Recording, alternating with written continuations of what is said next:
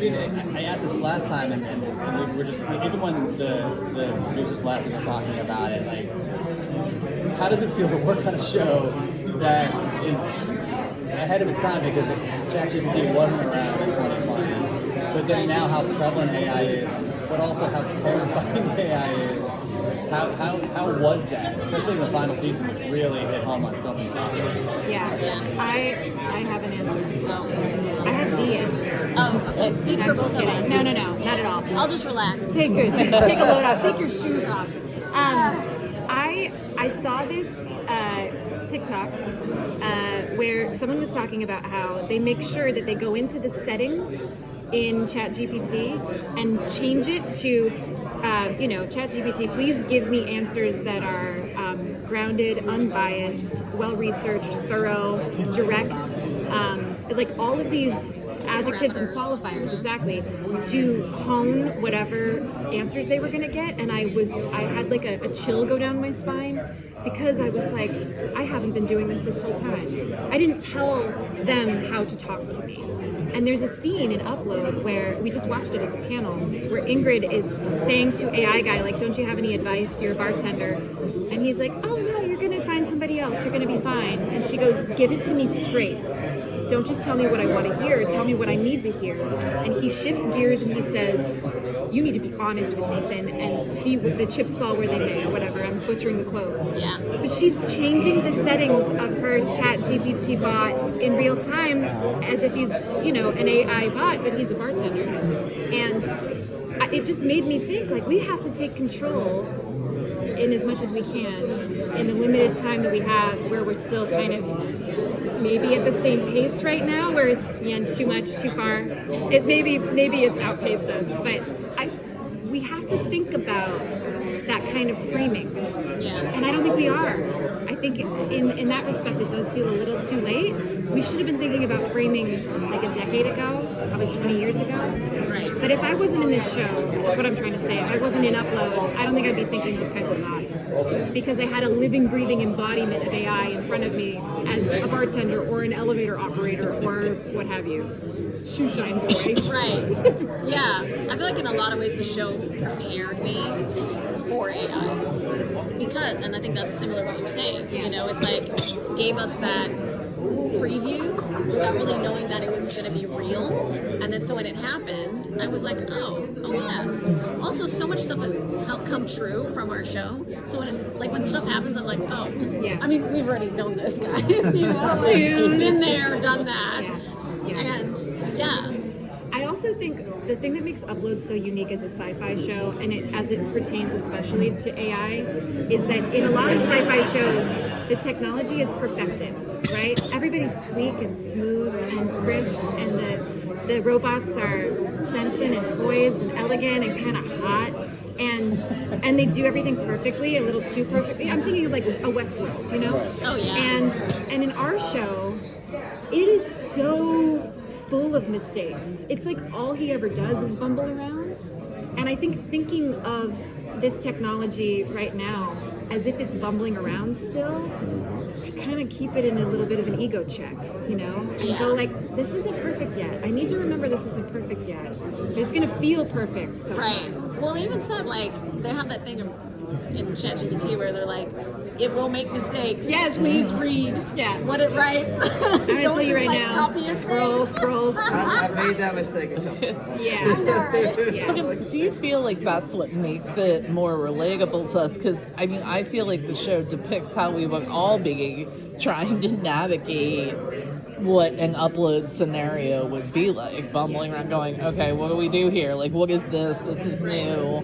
And then I think over time we're surprised to learn things about ourselves and this and that, so it almost becomes a little too real sometimes. I think it makes it more relatable, and I think it makes it funnier, obviously. Yeah. And I think it makes it a little spookier, too.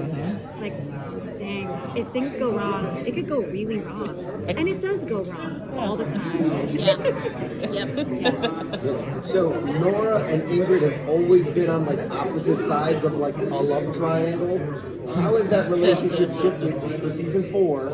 And what was it like collaborating on those scenes those characters. Well, season 3 was a love square, Yes. which I don't know if many shows get to do that, Yep. but we got to have a new shape. That was cool. More than enough Nathan to go around. You know? I think, yeah, different Nathans. I think what was really fun is acknowledging that they don't seem like they have a lot in common. But you know what they have in common? They like the same dudes. Yeah. And that means actually they may have a lot in common. Yeah. You know, is recognizing we may like the same dude for different reasons, but that Well, I love him. okay. All right. I mean, he's hot right now. He looks good in pictures and wears clothes good.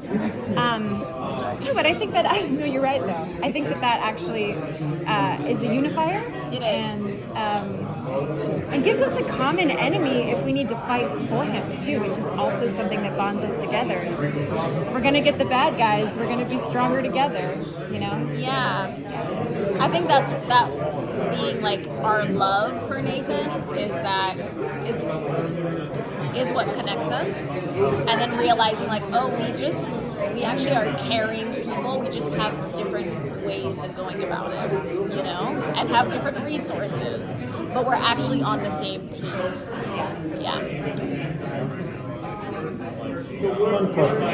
What are you going to take next away from your series now that it's been so close? And also, too, were you able to cook for the team and really show your cooking skills? 'Cause Oh my gosh. last time I talked to you, we were talking about it, so... I didn't talk get and to. no Oh! You know who actually cooked was Robbie. He like made burgers for us. Did he really? Yeah. Oh yeah. Yeah. Barbecue. I was like, yeah. you were there. Dang. Yeah, he had a barbecue. Yes. Yes. Yeah, I didn't get to, but Allegra came to my pop-up in February.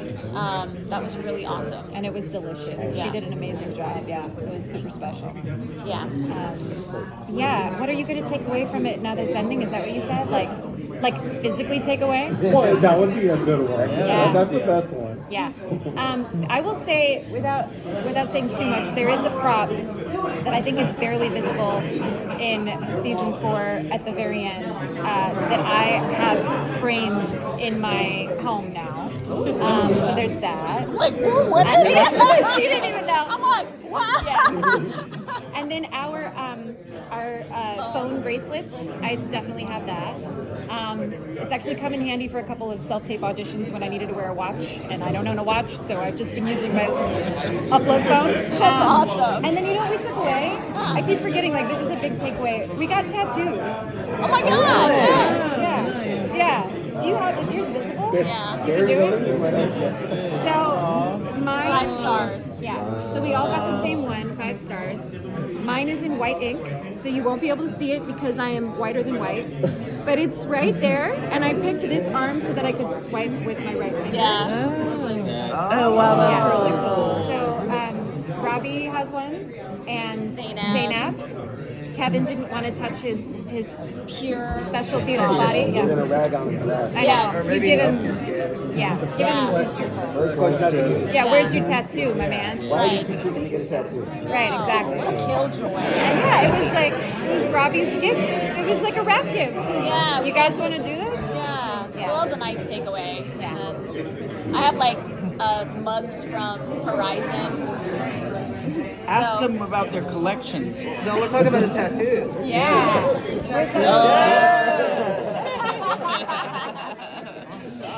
Yeah, and it was actually really funny bonding because it was the very last day of filming. Like we wrapped, we did all of our speeches, we cried, we hugged, we watched the set start to come apart, and then we went at what was it, like 10 o'clock at night to a tattoo parlor at a random place in Vancouver, Yeah. and then stayed up until what 1 a.m. or Yeah. something like that Yes. in the middle of the night.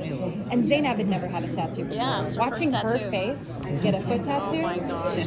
Peak comedy. Yeah. That was insane. Ask you who had the toughest time getting a tattoo? Mine took an hour. Yes. This took an hour because it was white. I'm too. I mean, there's no pigment Yeah. on no pigment, so it was ridiculous. But I think Zainab Zainab. squirmed the most. Yeah. Yeah. She looked offended. I think She was like, yeah, Robbie and I have the most tattoos among the, I might have the most actually. Yeah, I think But so. yeah. but then Robbie's there, so we both had tattoos, so we were just like, oh, okay. Yeah. She also got it on her foot. Yeah. Okay, that is painful. Yeah. So I mean, Yeah, you know. You I have know. tattoos. There you go. Thank you guys. Oh, thank you guys. This was awesome.